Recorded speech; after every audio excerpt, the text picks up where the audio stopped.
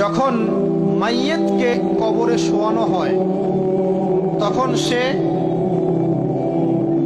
তাকে দাফন করে যাওয়া ব্যক্তিদের হাঁটার খসখস আওয়াজ শুনতে পায়। এরপরে তাকে যখন শুইয়ে দেওয়া হয়, সে যদি মুমিন ব্যক্তি হয় তাহলে তার মাথার দিকে তার সলাত এসে দাঁড়িয়ে যায়। দুনিয়াতে আপনি যে নামাজগুলো পড়েছেন, আমি যে নামাজগুলো পড়ছি, এগুলো মাথার দিকে দাঁড়িয়ে যায়। ডান দিকে চলে আসে তার সওম মানে কি? রোজা। বাম দিকে চলে আসে যাকাত।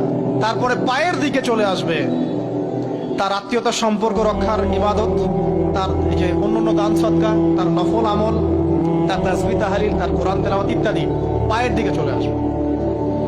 এখানে একটা হাদিস এসেছে, সূরাতুল মুলক যে ব্যক্তি রাতের বেলা তেলাওয়াত করবে, কোন সূরা ভাই?